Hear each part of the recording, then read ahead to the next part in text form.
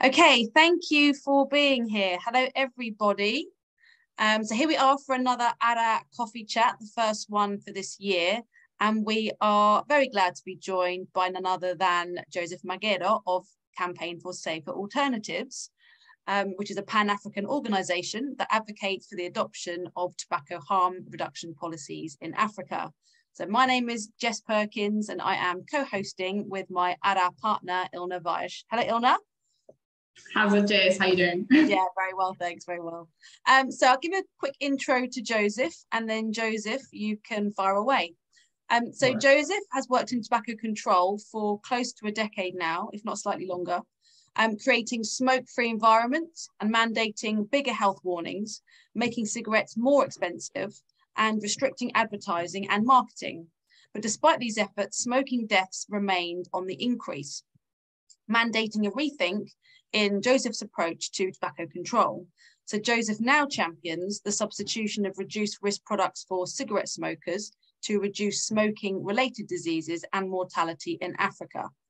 And in 2019, Joseph was awarded Advocate of the Year by the International Network of Nicotine Consumer Organizations, or INCO, you may know them by. And he also holds a master's degree in public policy and is a mentor on the Tobacco Harm Reduction Scholarships Programme, or the THRSP. So I think 2022, Joseph, was a very busy year for you and for the THR advocates in Africa. There have been a few achievements in that year as well, and some good progress has been made, I would say. We would love to hear your thoughts about how you felt 2022 went, as well as tobacco harm reduction just generally in Africa. Right. So thank you very much, Jessica, for having me. I'll just speak briefly on the achievements from last year, where we had active consumer advocacy organizations grow from 11 to 16 countries. So we now have 16 active consumer organizations, which is good for the movement. We're seeing more academics and more people from the medical fraternity joining harm reduction for tobacco, so that's a big achievement for us.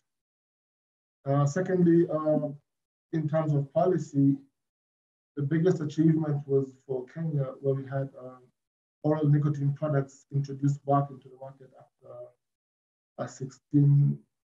18 months actually, suspension of the products. So that's also a very significant achievement, because now we have smokers in the country that have these products available to them to make safer nicotine alternatives, and they can actually get to choose some of these products.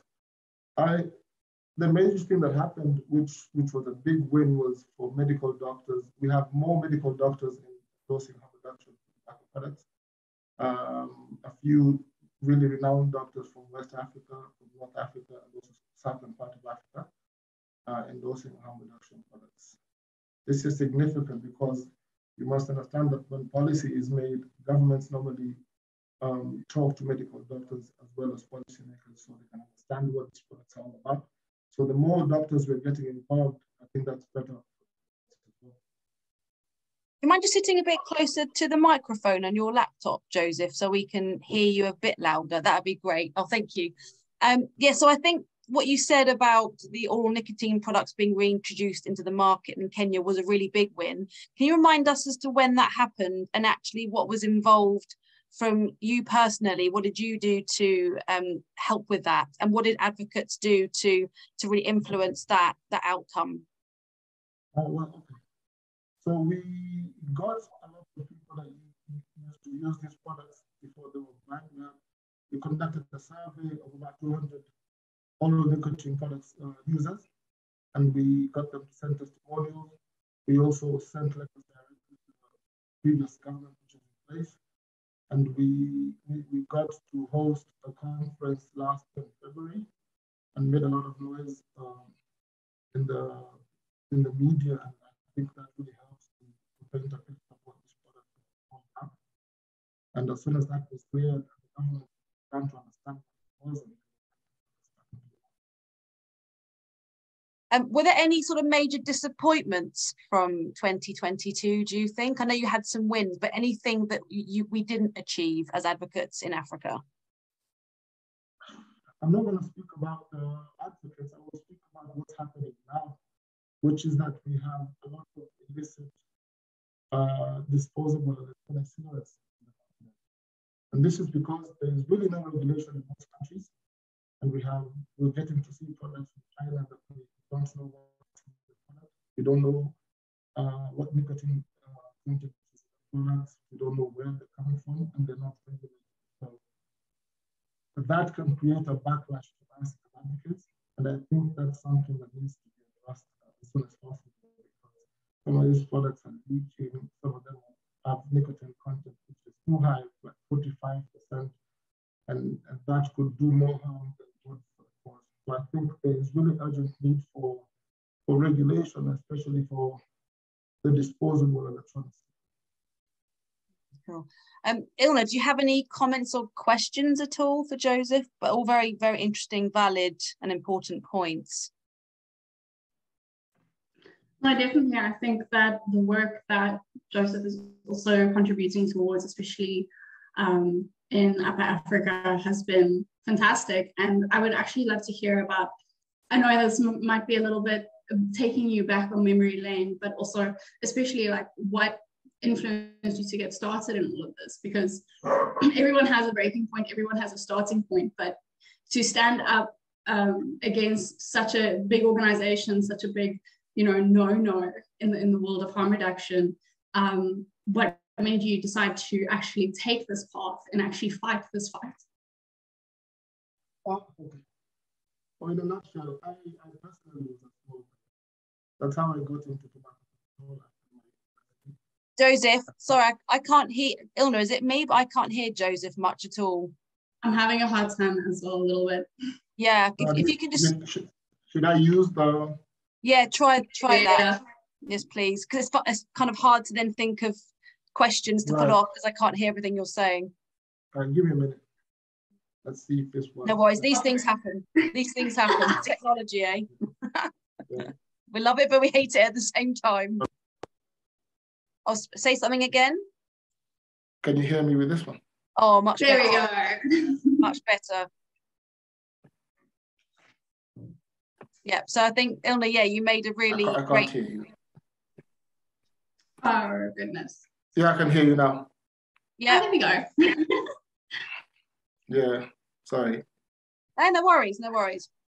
Right. Yeah, so you were saying you were a smoker. Oh yeah, so how I got into harm reduction, I joined tobacco control out of me personally trying to quit smoking. And that was, I think, in 2012, 2011. And in the process, I began to come across material from, especially England, that was talking about harm reduction. And so when I began to introduce this material to our organization in tobacco control, they became a bit uncomfortable. And unfortunately, they dismissed me from the organization and I was cut off from tobacco control. So I continued to write about harm reduction, and that's how initially I made a transition from tobacco control to harm reduction. And I've been doing that now for the past, I think, 6-7 years now.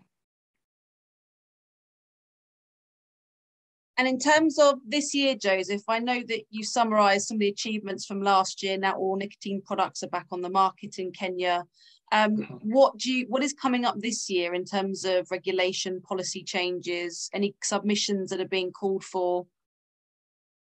The major one we're looking at is South Africa. They have a new tobacco control bill that has been tabled in Parliament. Yeah. My only fear is that they're asking for products such as electronic cigarettes and other harm reduction products to be taxed the same as cigarettes, which beats the purpose really. So if we can get it right in South Africa, normally what happens with policy in Africa, it's normally a copy paste. So if South Africa get it right, you will begin to see more countries begin to adopt the same policy.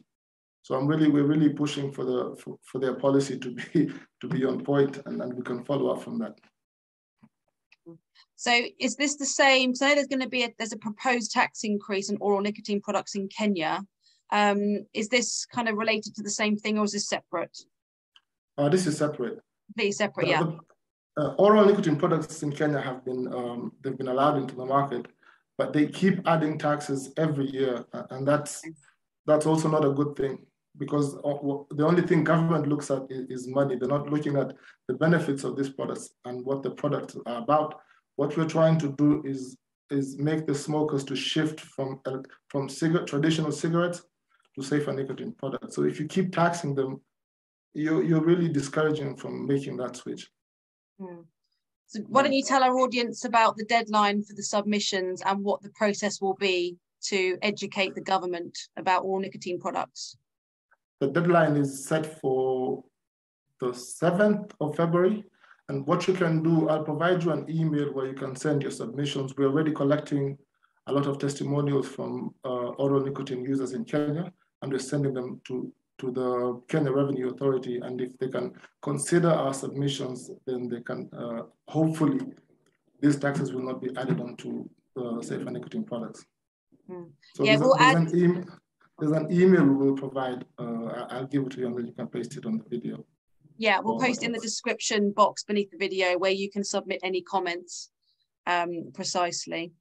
Right. Okay, any comments from Ilna at all, or should we move on?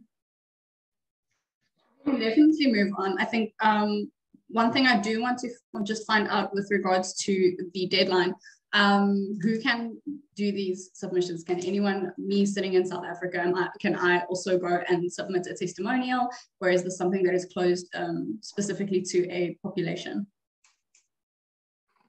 Well, I think what is more practical is if you get submissions from within the country. I think that would be more practical. For sure. Yeah. Absolutely. Cool. So as we know that misinformation is a big issue, which we're trying to combat a lot with promoting good quality science and evidence in tobacco harm reduction. And we know that there's research that's been released, that's being constantly released. And there was some research that was released in 2022. Are there any pieces of research for you, Joseph, that really stand out, that really help to correct any misinformation that our audience could be aware about, that we could then post in the description box, that you recommend that we read? There's a report that came out late last year from Public Health England, which showed that vaping products remain the most common aid used by people to help them quit smoking in England.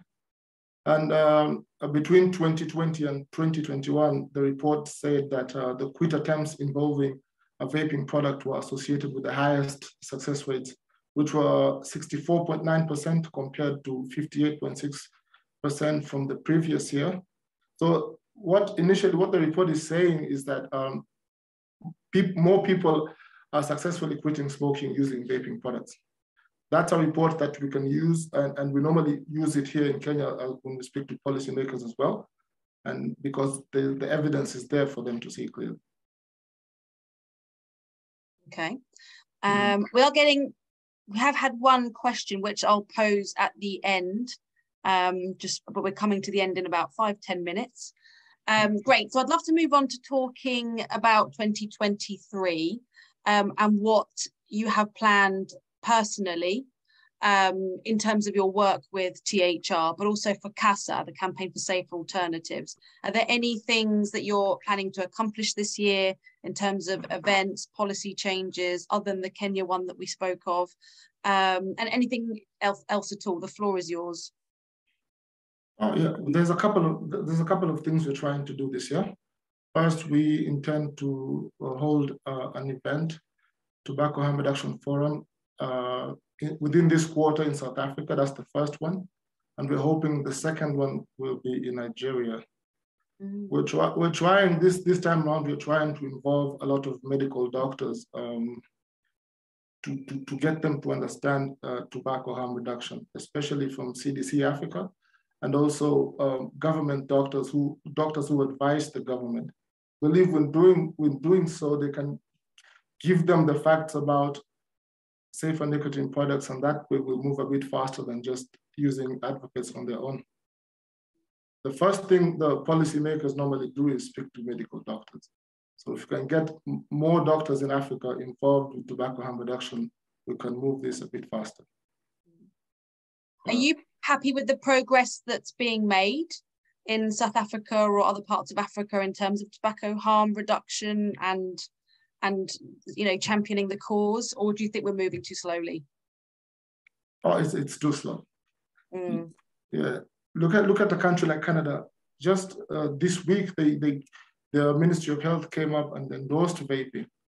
They look at the evidence and they move faster. We are the only continent where we have smoking rates growing at the fastest rate, but there's really nothing that's going on there in terms of trying to reduce these rates. And in terms of, if anyone who's new to this space, who would you recommend that they follow? So who are the people that you follow in terms of the best quality information on social media or websites regarding THR science and evidence? Who would you recommend that people look to or look up to and follow for the best quality advice and guidance? For people, I would say Clive Bates, that's number one. I really look up to him and I follow all his tweets every day. So Clive Bates, Professor Gary Stimson as well. We have Charles Gardner from INCO, the executive director. Derek Yark is also a very renowned tobacco control and harm reduction advocate. He's been doing it for decades. One of the people that drafted the FCTC, and Dr. Maria Glover as well. In terms of websites and places you can get information, you can check out tobaccoharmreduction.net. You can also have a look at the GFN, the Global State of Tobacco Harm Reduction. They have all the statistics and all the evidence is there on their website. You can also look at our website, which is safealternatives.org and AHRA.info. Plenty of reading for people to get their teeth into. And talking of events, which events are you personally going to be going to this year? You mentioned a couple, but is that a comprehensive list? Well, the ones that I know I will be at is the COP10 in Panama. That's in November this year. There's also the GFN that's happening in June in Poland. I will be at that one. Those are the only ones I've confirmed I will attend. And obviously the African Tobacco Harm Reduction Forum in South Africa, which should be this quarter. Yes, of course. And then the one in Nigeria, so that's 4 so far. Yeah. Okay. That's quite a nice geographical region you're covering there. From Panama to Nigeria. All right. Anything else from you, Ilna? Anything else at all? I've just nothing from me. Sorry, I was thinking about the Q&A section. There was a really good question in there, but we'll get to that in a second. But yeah, for me, nothing else. I just love being able to hear also, especially because, of Joseph's journey and what he's been able to achieve in this space. And I'm really, really looking forward to what you accomplished this year and the pieces that you can get moving. And Joseph, your media appearances have been on the rise. Last year, you were on 3 or 4 TV interviews, right? And then recently a radio interview. Right. So you are getting more media attention with your story. Yes. But most of the media normally contact you around World No Tobacco Day. A lot of them, they reach out during that period. So around April, May, you'll see me appear in a lot of this organizations. And World No Tobacco Day is the 31st of May. So we'll be doing lots of, creating lots of great content and webinars around that as well. Right, do you want to ask the questions, Ilna? We've got a few Q&As there. Would you be happy to do that? Yeah, sure. The panel's just not popping up for me for some odd reason, Jess. So I can see them.